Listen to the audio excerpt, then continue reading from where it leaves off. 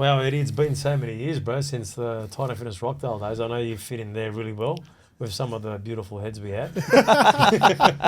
Some good memories over there, man. I was a little bit scared going there the first time, but no, it was great. Yeah, mate, you lifted like a beast. You know, look, what I remember, and I want to, before getting into your career and how many games you played for South and all that, what I do remember is I remember you training there and David Failonga, and the first question I'm going to ask you that I've never asked before was the Mad Monday punch from David Failonga onto Jason Taylor.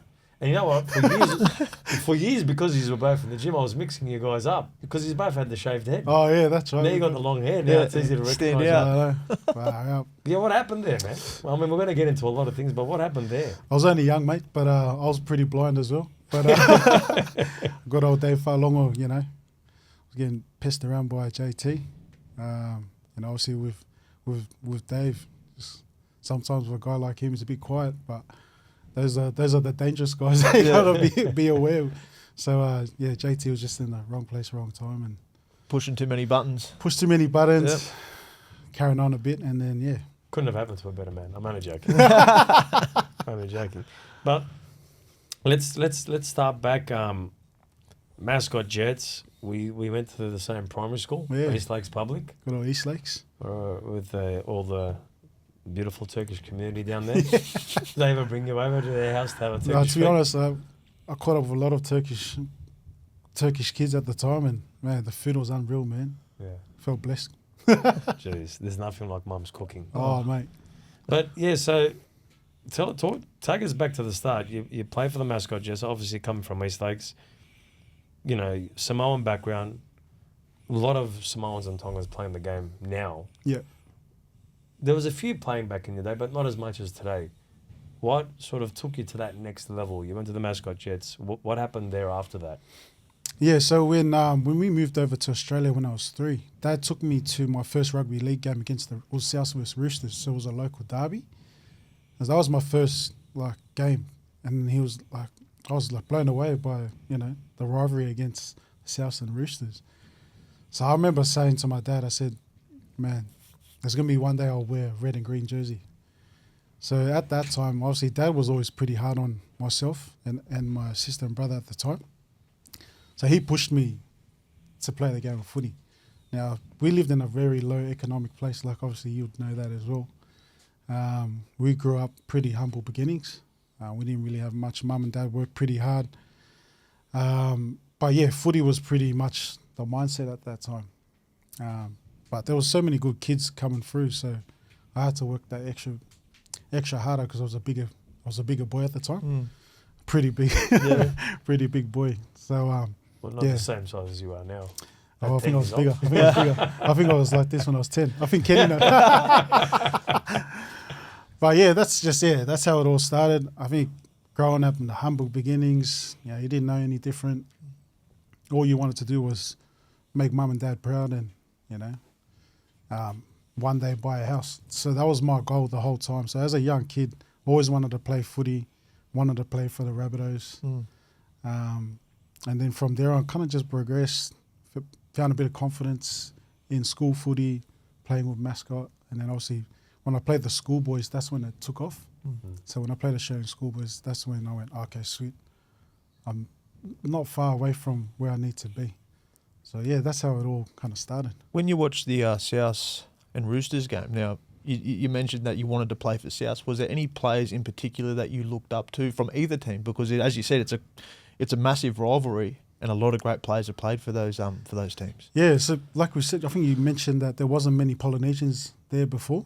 So there was I think there was Fui was playing at the time, but he was only playing in the younger grades.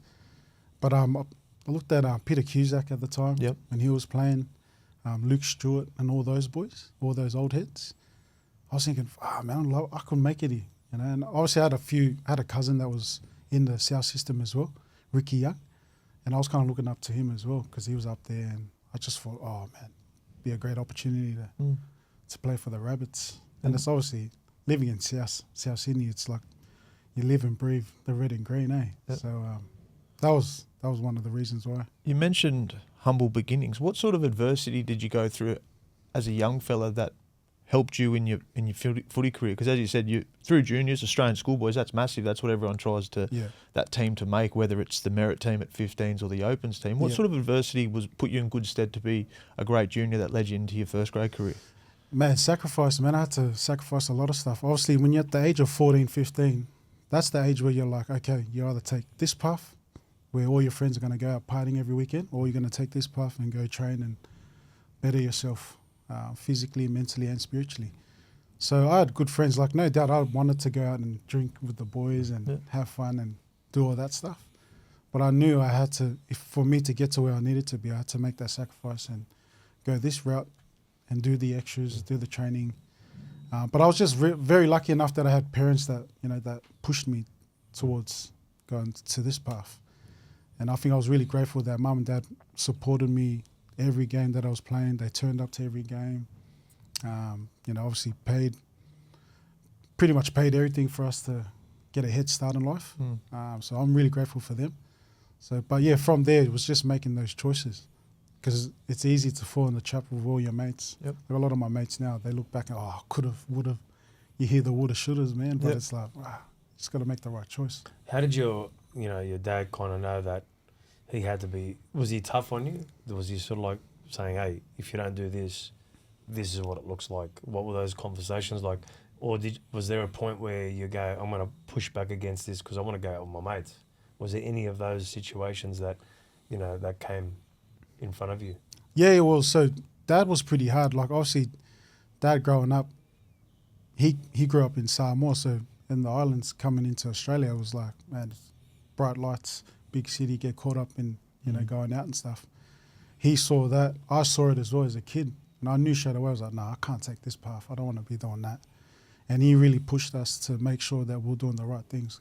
Going to school, trying to learn, do your homework and do all the basic stuff, laying that foundation for us.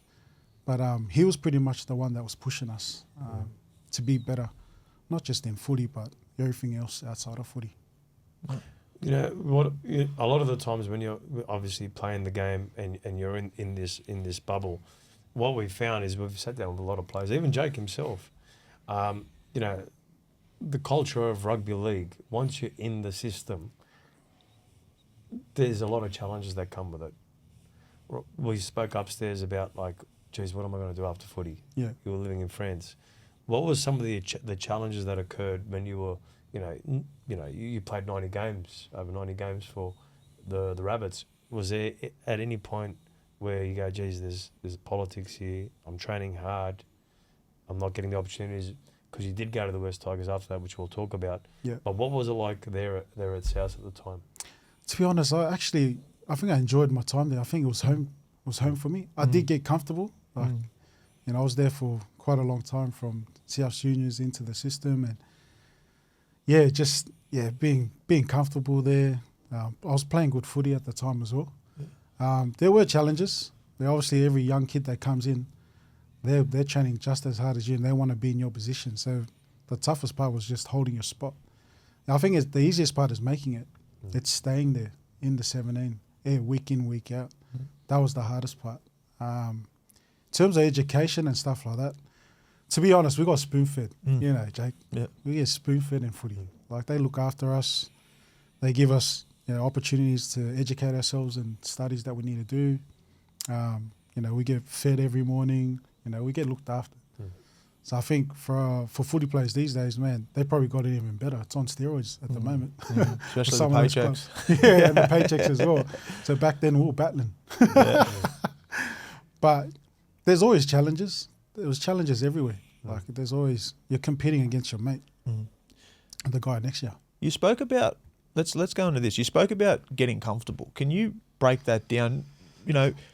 I have an understanding of what comfortable is for me, but what was it for you? Like, obviously close to 100 games for the Rabbitohs. Like, that's massive. That's such a massive achievement because of that club, obviously the players that are playing there and the players you were playing with. Yeah.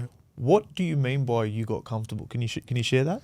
I think when you start playing good footy, you start to look like, not do the 1%ers, go do your ice baths, do the extras, make sure you're seeing your physios on time, just all those little things. Yep. And then once you keep doing it every week, it starts compounding. And then you start getting lazy, and then obviously it shows in your performance. I didn't play I played good footy, but then there was times where I wasn't playing consistent good footy. Did you begin to notice that in yourself? Yeah, 100%. Yep. Did I do something about it? Yeah, I did, kind of. Like, I'm just being honest. Yeah. Like, I did have a crack, but then there was times where I knew I could have Harder. I could have done it better than that. Yep. You know what I mean? When you're getting comfortable, like everyone gets comfortable, and they get comfortable because they're either tired of being consistent in the thing that's mundane. What was going through your mind at that time when you go, fuck, I'm going to miss it? Was it because it was just laborious, boring, or your mates were out because you're playing with all these players and you're going, oh, fuck, they're out, you know, they're having a drink or they're going for a feed? What was it that was sort of taking away from I think it was, putting the work in? pretty much losing the love of, you know, footy again. Started becoming just a routine. You know, you wake up in the morning, you go in, do this, do that, wellness check, do your weights. Like, it started becoming, it was boring. Yeah. Well, I started getting bored of it, and I was like, far out. And then you get to the game, you're like, am I ready to play today or what? It becomes a mental battle because you become stuck in that structure. You almost think, oh, if I just do this, I'll play like that. Yeah. Then all of a sudden, you know, you have your moments where it's working, and then when it starts declining, you're like, oh, what changes do I need to make? Because all of a sudden, you go down fast. Yeah, I've had those similar situations where mine was lifestyle that. Yeah. Like with footy, I found I knew how to get myself up, but I didn't know how to live as Jake Marquette. I didn't know how to be, you know, appropriate all the time. So I found myself in fluctuation at times as well. 100%, man. And there'll be times where, obviously, when you do training, you get home by 4 or 5 o'clock. But I'm in my room just sleeping, bro, or just, you know, just cruising. Because you just don't want to go out. But I think that's where you start to lose. Like, you see all your mates out and about, going coffees and this and that. And then you're just at home going, you're training, come home, you're tired, do it again. That's what it's like. Was there players in your side that you looked at and go, geez, these guys are really doing the 1%ers, doing the extra mile? Yeah. You know, sometimes it's like, you know, that nerd in the class that's beating you, and you go, mate, I don't want to compete with this guy, I'm sick of it. Yeah. Was there a guy like that in your club that you looked at and go, fuck, man, how's he just doing it? Roy Satasi is probably the most professional player and person I've ever come across. So I mimicked him as much as I could, because he was the guy that I looked up to growing up, and then playing with him was unreal. But just seeing the way he prepped himself was probably the best I've ever seen. Ice baths. He'll be the first one in, last one out, doing everything he could, so that by the weekend he's playing good footy. Because I remember Roy Satasi was a massive buy. They got him from the Bulldogs, and he was an impact player from the Bulldogs, and he just had won the comp 1 or 2 years earlier. And he was the big buy, and everyone was sort of like, why would they spend this money on a bench player? Then all of a sudden, he just went bang and just took everyone with him off the back of that. So that's good insight. So he was he was a big one for us, but I looked up to him. I pretty much followed him pretty much the whole time I was there. He took me under his wing and picked on a lot of stuff. Even when we would go out at night, he'll go out to the clubs, we'll have a drink or two, but he'll come back. Yeah, obviously we'll go get McDonald's and KFC. That guy will get KFC and rip the skin off and just eat the chicken. Wow. I used to sit there and go, are you serious? That's the best part, mate. It's the crunchy bit. That's the best part, mate. But he was that guy. That was him. Yeah. Did you, like, obviously in rugby league, even what you're doing now, you know, in finance and in the Gold Coast, there's always pressure. How did you find dealing with the pressure of the week in, week out, you know, intensity of the NRL? I think it just became the norm. You just expected it. You know what I mean? There's always going to be pressure when you're playing the game. Whether you're not playing or injured or whatever, there's pressure from coaches, you know, from your teammates, you know, for you to perform. So you had to do the little things right for you to be at peak level, to make sure that you're performing well. Because every day it's a battle. You know, whether you're training, you might tear your calf. Like, I tore my calf a few times throughout my career. But those were the battles that you went through. Going through injury, you know, you miss a game, you know, then you're looking for your next contract. That was the pressure. Because you're like, fuck, how am I going to go another 2 years? I was lucky I didn't have kids at the time, but guys that do have kids, you start thinking in your head straight away, like, how am I going to provide for my family? So there's always constant pressure. Once you walk in that team, There's pressure straight away. Were you there when Madge came? Yeah, Yeah. What year did Madge come in? 2012. 12. So you were there for one more year Yeah, that was my last year. last year. What was that like? Fuck, bruh. That was the hardest preseason I've ever done in my life. He's insane, mate. I don't know if he's tamed down from there, Yeah. but obviously first impression as a coach, him coming from Wigan in the Melbourne system, just hearing stories before he came, I was like, far out. And then experiencing that was like, used to have nightmares, eh? Used to sleep like, far out. When is Gonna this go going to again end? tomorrow? I know, man. So I think there was one game we played against the Warriors. We played shit. He made us come back the next day and we did 4 and 5s. Wow. Mate, it was 4 disgusting. laps in mate. 5 minutes. Oh, mate, there was no Jeez. 5 minutes, mate. It was 8 minutes. Yeah. Oh, it's on the trot. But yeah, Madge was insane, but a great coach, but Mm. I learned a lot off him. He's always about the team, very invested with the players. So yeah, I reckon he'll do well with the Bronx this year, I reckon. He run a boot camp. Did you just do boot camp? Bro, Yeah. 3 days no sleep, mate. Excellent. I reckon we slept probably 2 hours max for those 3 days. But we had one of the boys, Tools was drowning in the water. He said, leave him. Bro, that guy's drowning. You'll be right. He'll be right. Mate, he's Tongan, mate. He can't swim. Classic. Oh, mate. So, he's unreal, mate. He's We great. usually have him in the classes down Yeah, yeah. here. Oh, is he? When he was here Yeah. in New South Wales, obviously, before he went to Queensland. And, he's passionate about getting results. What was the reaction to, from the rest of the team? Because obviously it went from, Jason Taylor. How much harder was the sessions compared to the Taylor era? Oh, man, it was hard as, man. Like, Like, if I you had loved to it. rate it, like say you rated Jason Taylor at 5 out of 10, what would Madge have been? I actually liked Jason Taylor. Yeah. Just because it suited the way I was playing. Yeah. But for Madge, as intense-wise, he was max 10, man. Yeah. Easily 10. He'll be that guy hiding in the trees with a camera. Yeah. And if you're walking, he'll video you, and then you'll see it on Monday when we do the video. Yeah. Wow. But he's that guy. Keeps you accountable. Oh, mate.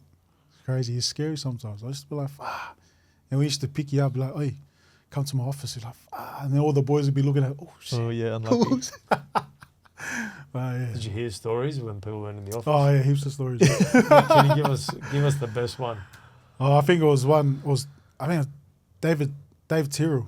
So he was walking in one of the laps, but he thought no one could see him. Oh, But classic. Madge was on top, like on this tree, Yeah. holding the camera like that. Right. And then he took him to the office and said, oh, Dave, I want to have a chat to you. And then he told us, he goes, oh, mate, is this you? Is this what South Sydney is about? And then he was like, sorry, Madge. Yeah, he got me. But that was our bloody Mad Monday story for Classic. a couple of years, eh? The leaving Souths to go to the Tigers, what sort of experience was that like for you? Because obviously, as you're saying, you put yourself into the team, you're there for, what's 90 games, not 100 games, about 4 or 5 seasons. Yeah. What sort of was it like for you to, do Souths want me anymore? Do I want to stay? What's the offer like from the Tigers? What sort of culture and club are they? What was going through your head? Yeah, at the time it was just money. Yep. As a young kid, I was like, I need some more money, You see your mates getting more money, you're like, Yep. Tigers offered a better deal Yep. at the time. And I wanted to sign under Tim Sheens because he wanted me to go over there. So I was like, oh, sweet. But imagine them wanted me to stay that year. But obviously, money-wise, Just Tigers didn't had, add up, yeah. Tigers had a bigger paycheck at the time. Yep. So I took that. That was the only reason why I left. Okay. If I had my time again, I probably would have stayed. But, it's all part of the experience. Yeah. Interesting. What was the experience like at the West Tigers when you were there? Because you hear different stories. Was that the year he was leaving, transitioning out?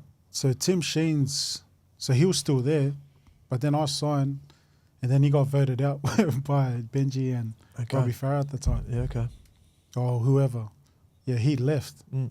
So I ended up staying there, and then Mick Potter came. Mm. It was tough. I didn't see eye to eye with Mickey. Mm. And he pretty much told me, oh, you're not in my plans. Wow. Straight away in the day one of preseason. Jeez. So let's go into that. How does that happen? How do you say that to a player you don't know, or Yeah. how does that how did that obviously caught you way off guard? Well, it's Bro, way cool. off guard. Tim Sheen signed you though, right? Yeah. Yeah. Yeah. So Tim Sheens wanted me. Then he left. Then I was like, frick, I've already signed the contract, so I got to stay. So I signed there for 3 years. Yeah, okay. Then Mickey told me day one, oh, you're not needed. You're not in my plans. So you'll be playing reserve grade. I was like, what? I was like, bro, I just signed 3 years here, man. So I didn't know what to expect because me coming from South, I was always starting, I was always playing, I was in the team every week. Yeah. Mentally, that's where footy for me was just like, nah, I don't want to play anymore. Yep. Yeah. It gets you down, doesn't it? I had a similar experience, mate. So I played practically two full seasons, 15 and 16. Yeah. And 17 come around, but I'd asked for a release in 2016 to go to another club for better opportunity. Yeah. That was declined, and then was told, oh, we see you in our plans moving forward. End of 2016, the coaches meeting that you have, Yeah. similar thing. Oh, need to make sure the playing managers are asking, is there a pathway for these young fellas so you won't play next year? So I got told that at the end of 2016, and I sort of was like, yeah, okay, whatever. 2017 comes around, I'm off the bench in reserve grade for the first trial. So I was like, these are the things that players go through, and it's fucking hard, man, because mate. you're expected to train as hard or harder than the blokes that are in the 1 to 17. Yeah. Yet you're just over there. Like that, it fucking weighs you. Oh, man. It was tough, man. And Mick Potter, he's probably one person that doesn't show any emotions. Yeah. So I'm sitting there going, bro, I signed you for 3 years, but he said, yeah, I know, but you're not in my plans. So I just said, so what do I do? He said, you either leave now or you can just stay. End up staying. Like, I had to stay. Yeah. I had no other choice. Yeah. But mentally, straight away, I was like, I don't want to don't want to train. Yeah. Like, and that was probably one of the longest preseasons I've ever done because I just, mentally, I wasn't there. Yep. My footy declined straight away. Yep. If I had my time again, I'd fix my attitude up, be a bit more positive and try, give it a good crack. Yep.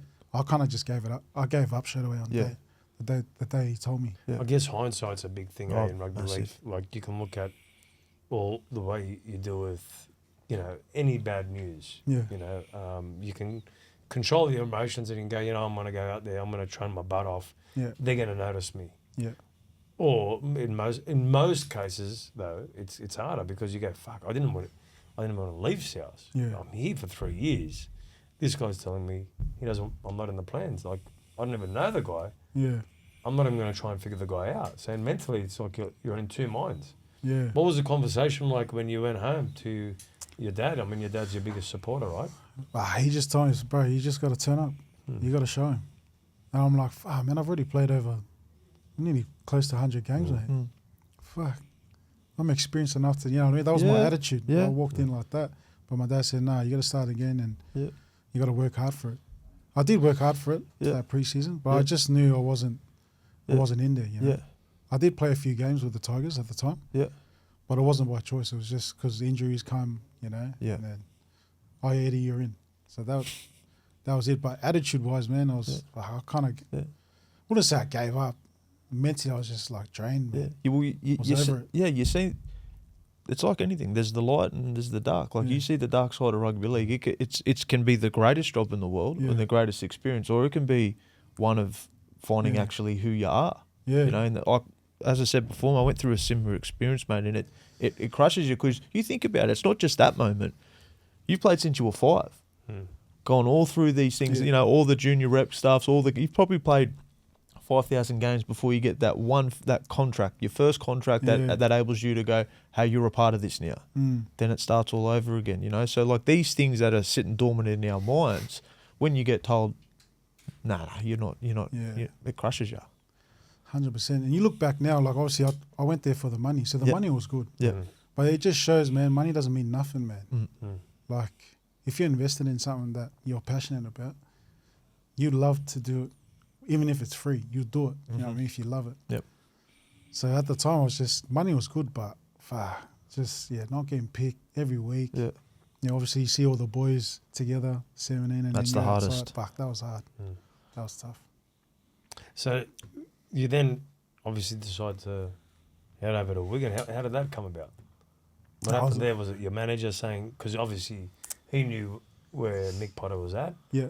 Then, Wigan, was that something that you go, you know what, I've got to get out of here? Yeah. straight away, I just said, nah, I needed to go. And at the time, Wigan offered a pretty decent contract. And me and my wife at the time just said, we'll go. You know, and I didn't want to go. I wanted to stay because I lived with my parents at the time. So it was hard for my mum and dad to let me go. Yeah. So the first one to leave home. Yep. So we went overseas. Probably one of the best experiences I've ever had.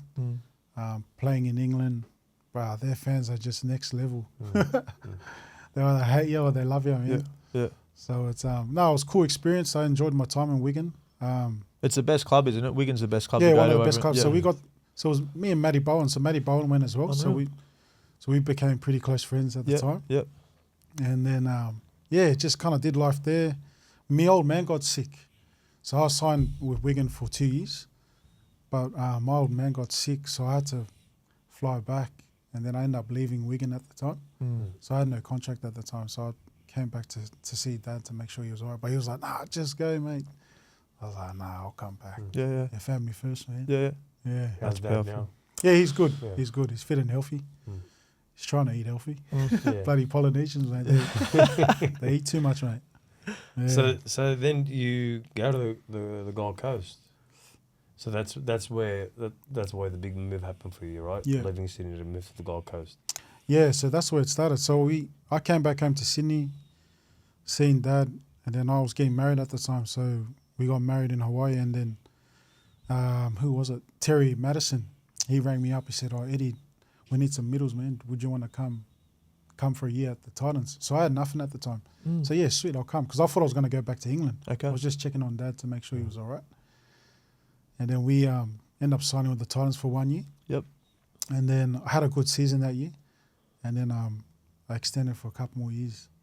Then finished up there. What was that process like? So you've flown back here, done what you had to do family-wise. Yeah. So you said you were always looking to go back. Yeah. And then the Titans rang you or your manager. What was there any friction from Wigan, or were they happy to let you go to be able to continue your career in the NRL? Yeah. Yep. So they were pretty cool. Like if you're going to go back to NRL, they'll back you anyway. You know what I mean? They're happy for you to go. It's the best game in the world. Yeah. So I had the opportunity to go to Titans, and then I signed there for 1 year. Yep. So I was happy. I was still close with Dad because Yep. at the time Dad was still sick.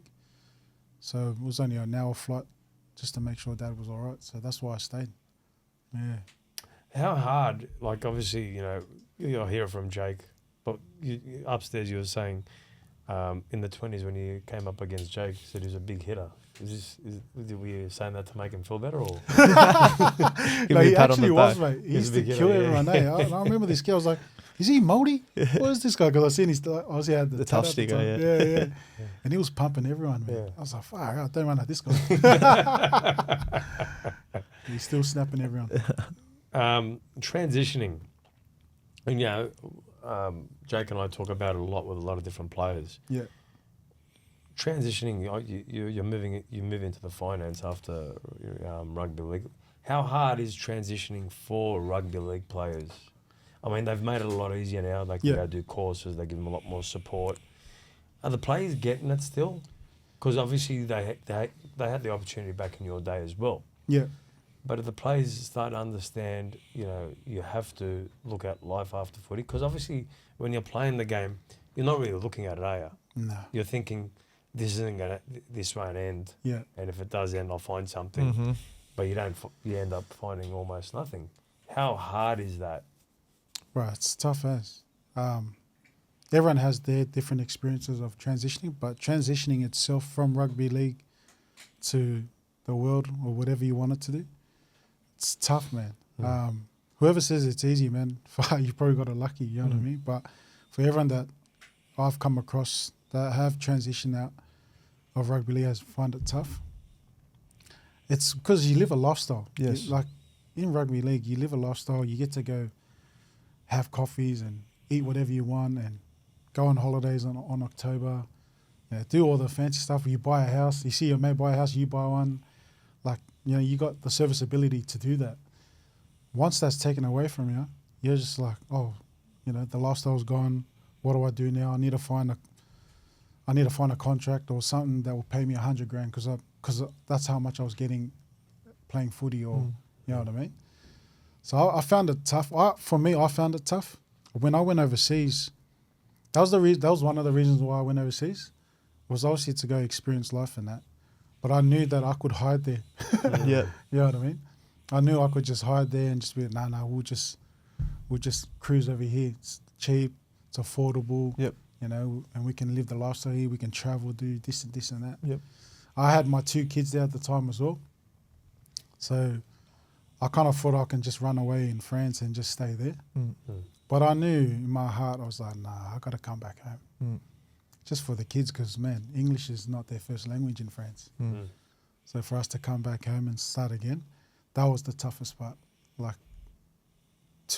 about 2 years ago, when we came back, I was so scared to come back because I wasn't sure what I wanted to do.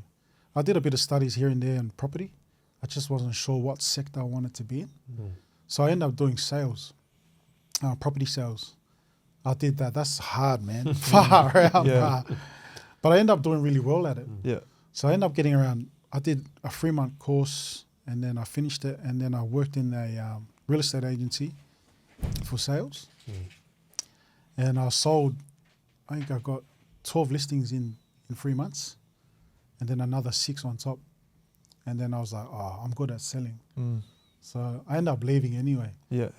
To pursue something else. Yeah. But during that period of time and transitioning, that was the hardest part. Did you feel in France you were doing a little bit of, were going through the little bit of transitioning while you were over there? Like obviously the NRL's this massive fishbowl here, and you know it's very easy to get caught up. But if you're in another country, another competition, obviously when you and your partner, were you already sort of thinking, hey, like I'm thinking outside the bubble a little bit here?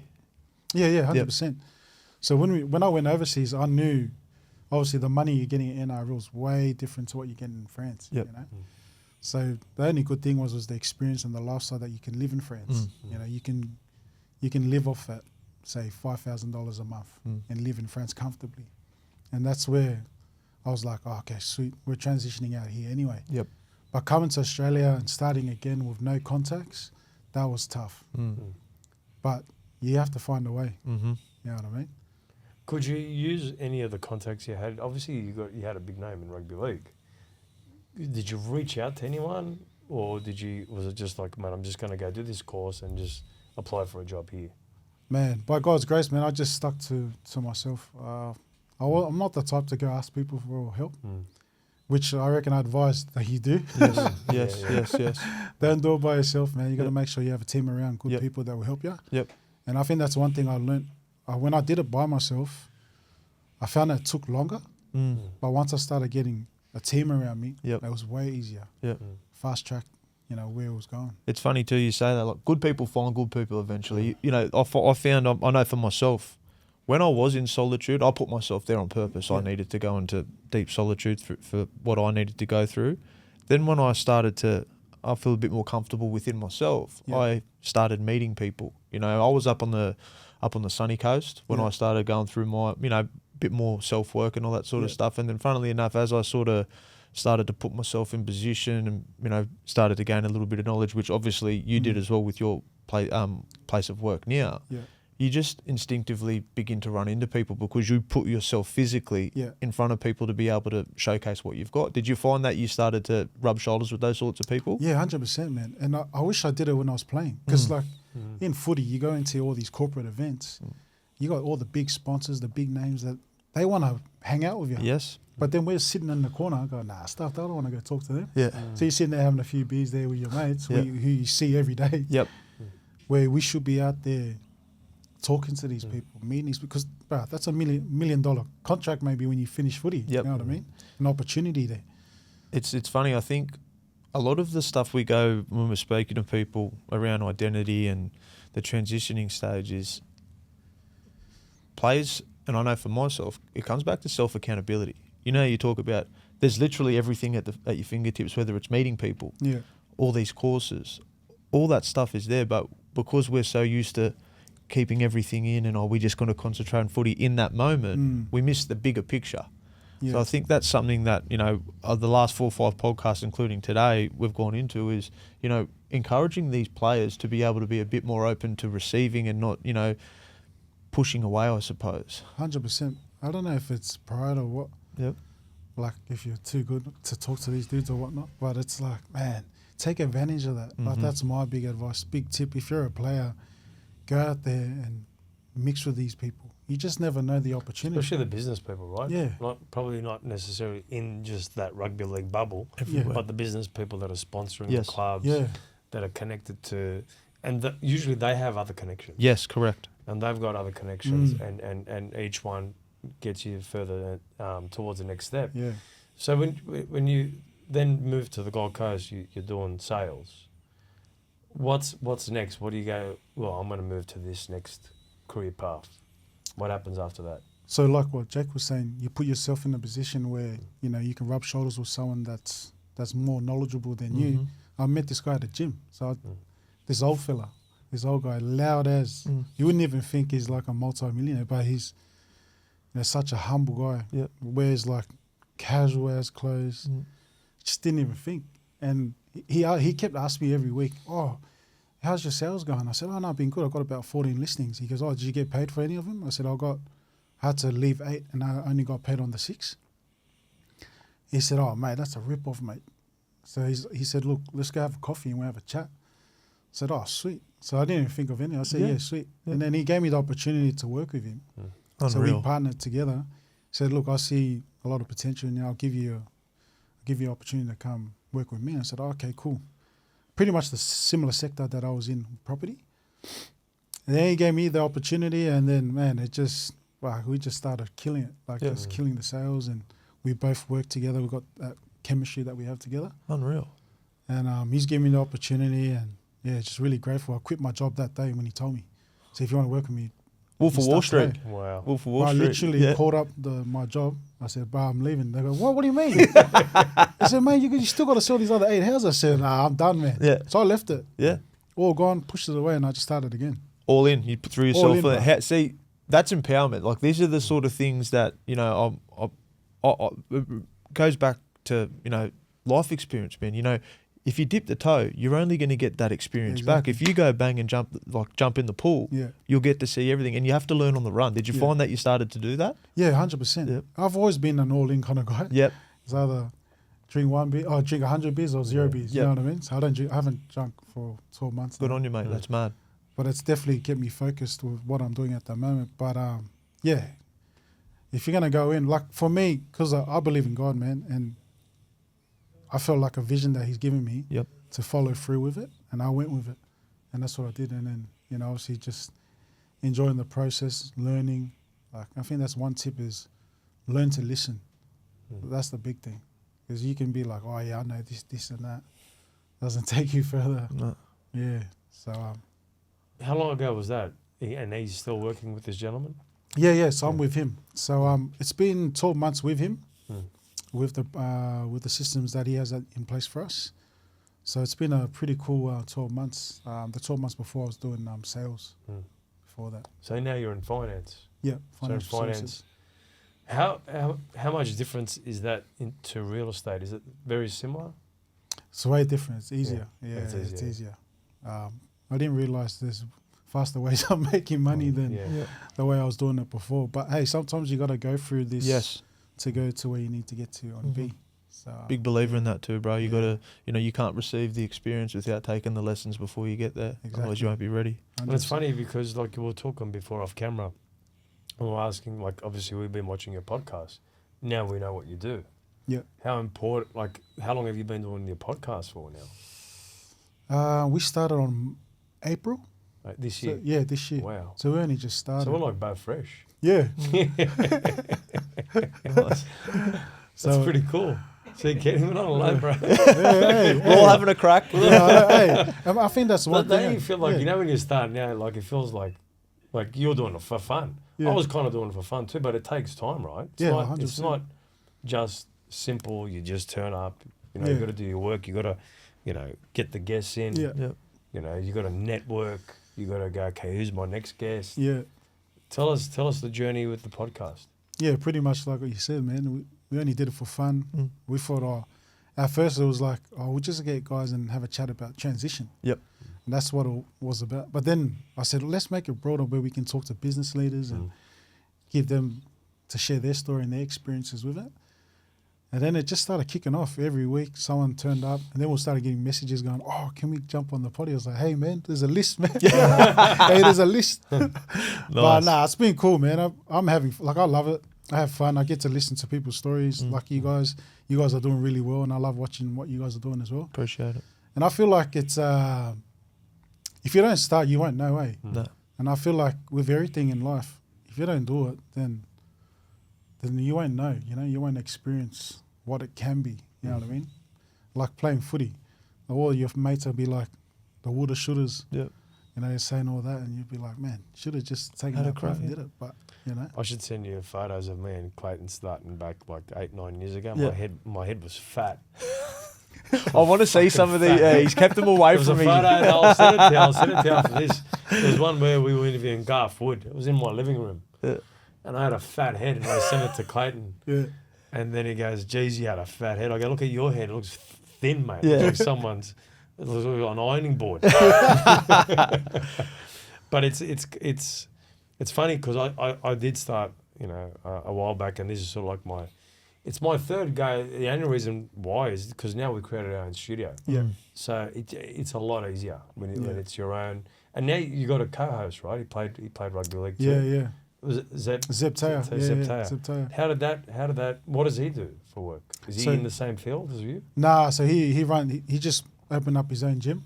So just started like a little boutique gym, hybrid gym that he's doing.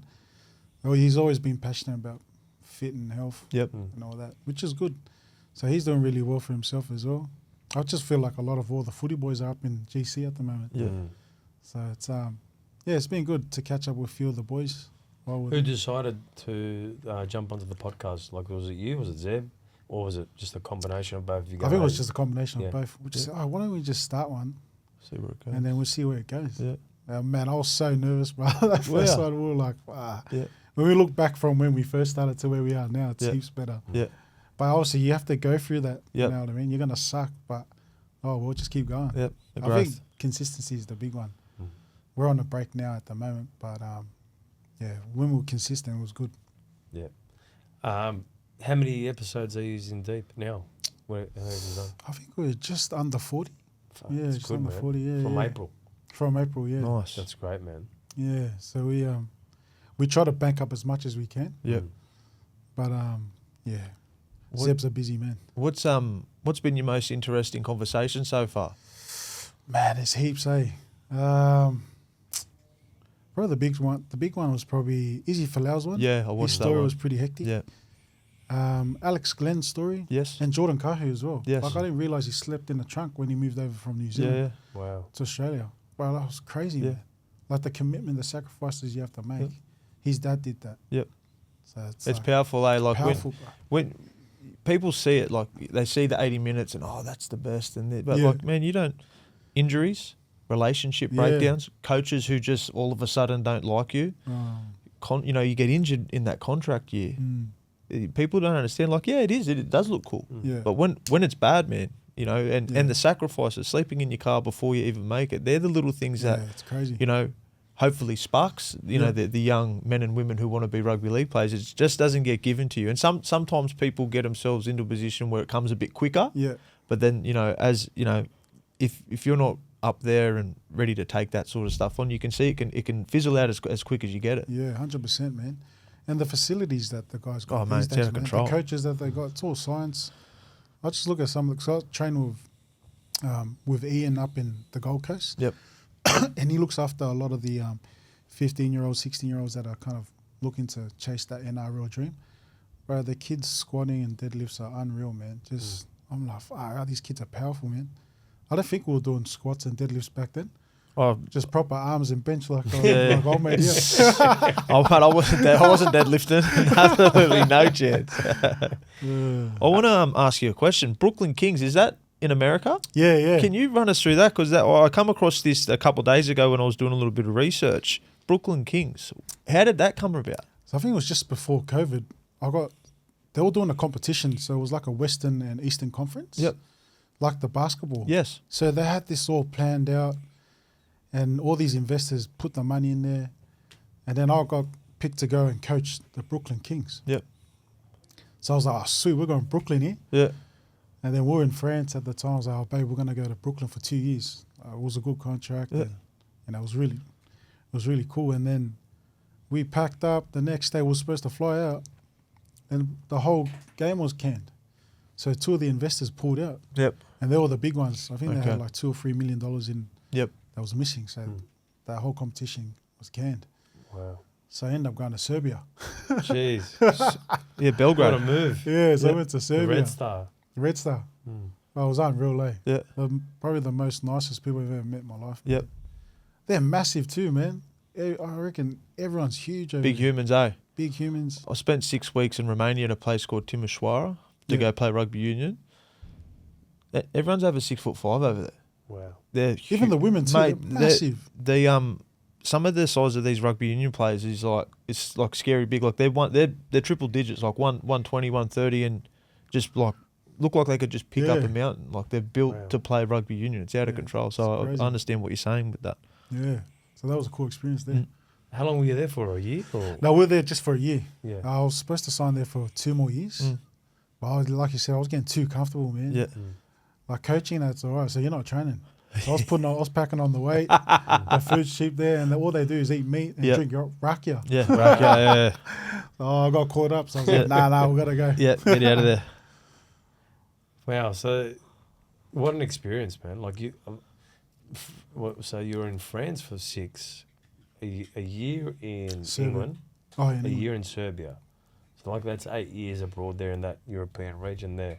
Yeah. What did you learn about that region, and how has it kind of shaped the way you are right now? Because obviously, you're right into the podcast, you're right into business. What does like the next, year, 2, 3, 4 years look like for you from the experiences that you've got overseas and playing in the NRL here in Australia as well? Yeah. Big one for me is time. Time is valuable. Being able to be present with your kids, with your wife, and for me, I'm a big family man, so I love doing stuff with the kids and family all the time. So I think that's a big one for me, and building generational wealth for the kids, but enjoying the time here as well while we're here. So time is a big one for me, and that's something that I experienced a lot. Like we didn't have that much money when we were living overseas, but the experiences that we had was unreal. Yeah. And when I was coming back home, I knew straight away that that's the kind of lifestyle I want here, wherever we are in Australia. Yep. So with work, I'm pretty flexible with work. So I'm really grateful that I can be able to, go take my daughter to school, pick her up and all that kind of stuff. And for me, that means a lot to me because I couldn't, like when I was working in sales, I wouldn't see my kids till the next morning. Yes. So from morning to morning. And I found that tough. And I think my relationship with my wife, didn't crumble. It was just, you knew that It was affecting it. was affecting, Yep. our relationship. Yep. And I knew I had to make a change. And then when we moved over, my wife wanted to stay home with the kids. So I'm a big believer of that traditional way of living. Yes. That my wife will stay and look after the kids and I'll work. Yep. But it was tough for me. One income, trying to pay all the bills and Yep. do all the stuff that we were doing. But we did it for a year. I just told my wife, trust me, give me 6-12 months. I'll get us out of here. And then, after 12 months, we started to see the fruits come from the seed that was planted at that time. What did on that? What did you find out about yourself? Like that they're big conversations to have with your partner. Hey, like this is, you give me 6 to 12 months, stand by me and watch what I do. What sort of effect did that have, not only relationship with your partner, but with yourself? Did that give you confidence? Did that give you drive, like setting these big goals up? Now, you just spoke about generational wealth. That's what I think we're all trying to attain in some capacity when we become men. Yeah. What led you, what sort of confidence did you get out of yourself with But that? also, like you said before, he's a man of faith. Yes. So was that a big part of That was that? a big one. Yeah. Yeah. Yep. I just knew that God gave me a vision. I knew I had to go after it. Good on you. Whether it's going to take 2, 3, 4 years, Yep. I knew I was going to get there. And I'm still in the process of doing it now. Yes. You know what I mean? So I'm not there yet.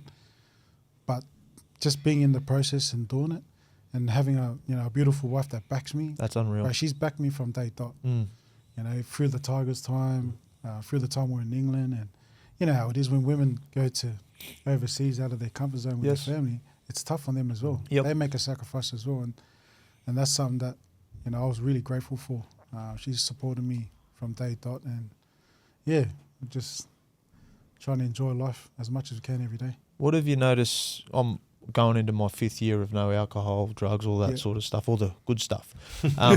You're 12 months into it. What have you felt physically, mentally, spiritually? Has it given you a little bit more kick in life? Yeah, 100%. I knew when I said to my wife 6 to 12 months, the time I said, oh, look, I want to cut out drinking, because I knew that was affecting me all the time. Okay.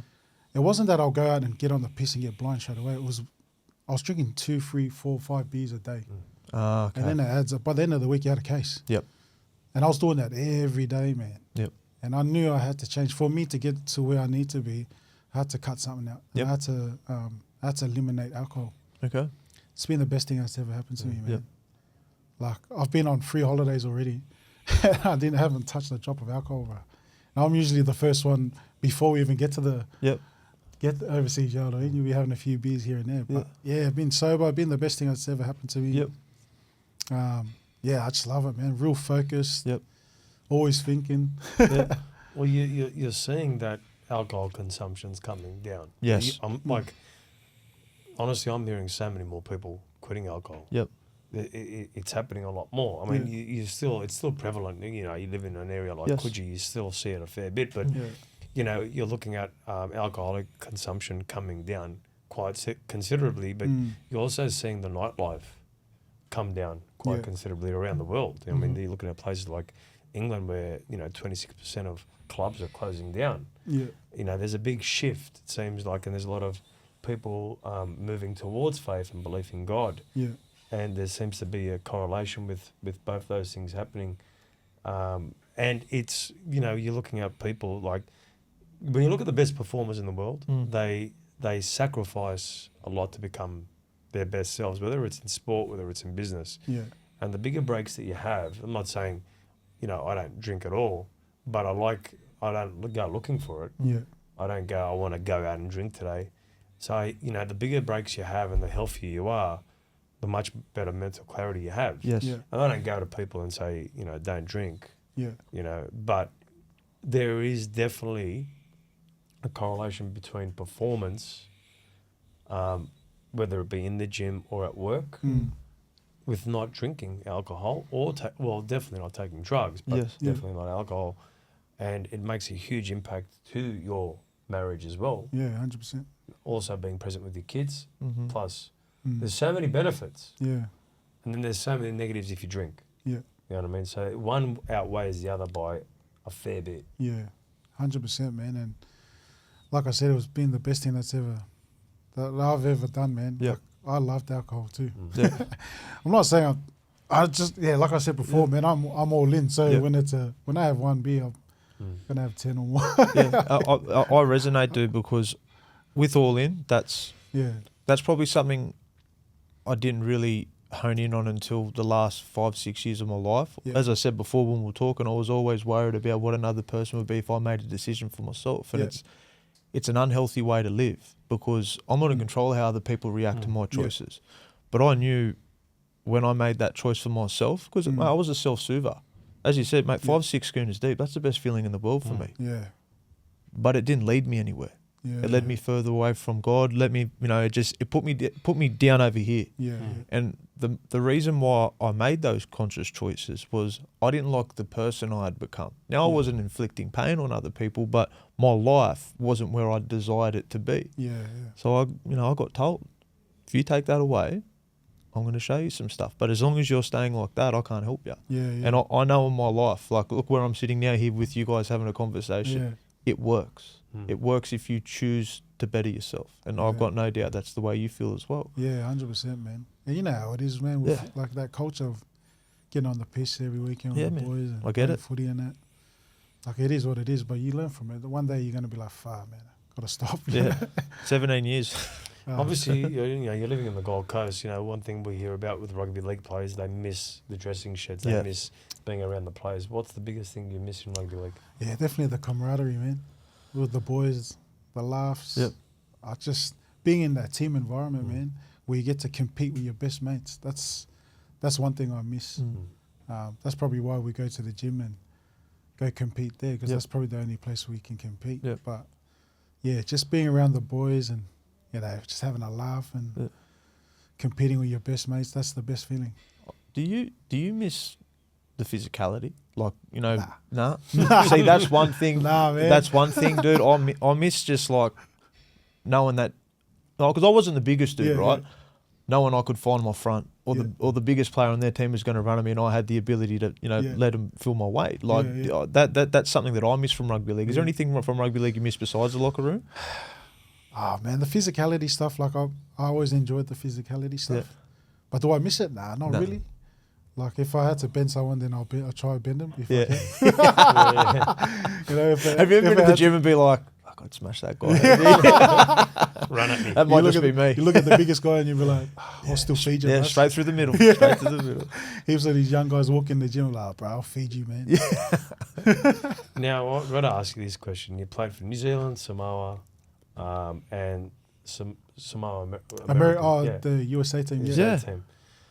Which one were you the most passionate about? Which jersey did you love wearing the most? Samoan. Yeah. Mm. But our culture, the families that we represent, our little island, that you can't compete with that. Mm. It's an unreal feeling that you can't describe, bro. Yeah. Like it's when you're not just playing for your parents and your grandparents, it's the people, Mm. Yeah. the Samoan people, like same as Tonga, Ancestors. Fiji. I'm Yeah. sure they could resonate with what I'm saying as well. But playing for your little island, it's that's probably why a lot of the boys get emotional, Yes. because it's not just your family, it's the people around it. And when you go to those islands, if you ever go to Samoa or Tonga, you just see all these happy kids, that humble lads, man, living in bloody, small houses, not a proper toilet, like, you know what I mean?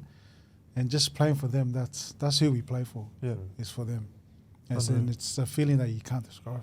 Yeah, wow. Well, man, that was a great convo. Yeah, enjoyed it. But, I got to thank you because, man, we love your comments, man. The fire, the clap, the hugs, the kisses. When Oh, you mate, comment on hey. our posts, The we love best. it, man. Yeah. I feel like, bro, when you're championing other people's businesses and what they're doing, Yep. like genuinely, like I just feel like I love doing that. Like Yeah. I love that when people are supporting each other. Yep. It's the best, man. Yeah. I've got to ask you, we were talking upstairs, Kenny, you said he was very quiet in high school. Bro, the most quiet person I ever met in my life, mate. Yeah. And then I seen him on pod. He's like, "Hey, does this guy talk? He's got a voice. He talk. He's got a voice. He's good. He's good. I love Kenny, mate. Good lad. So he said nothing, he's very good at observing. He watches, observes, says the watcher. very little, Yeah. and then comes in, mate, at the right time. He was a good basketball player too. I'll Was tell he? you Yeah, that. he was says pretty he good. was great. He was really good. It used to be like, what's that player for the Golden State? They were shooting all the free pointers Steph. yesterday. Yeah, he thought he was Steph Curry. Yeah, Steph Curry. Well, thanks a lot, bro. I really appreciate you coming down. What a way to finish the year. Yeah. You're our final podcast for the year, bro. Oh, nice, man. I'm grateful, How man. good that is. It was a big year. We went hard, and it's good to have someone here that, obviously, I know from Rockdale. I played for the Mascot Jets. Probably not as good as you, but East Lakes. There was, it was a fitting way to finish the year with having you here in Sydney, and it's been a long, tough year of Yep. work. Yep. I was just saying to Kenny before, fuck, bro, I'm fucking tired, and then. Yeah.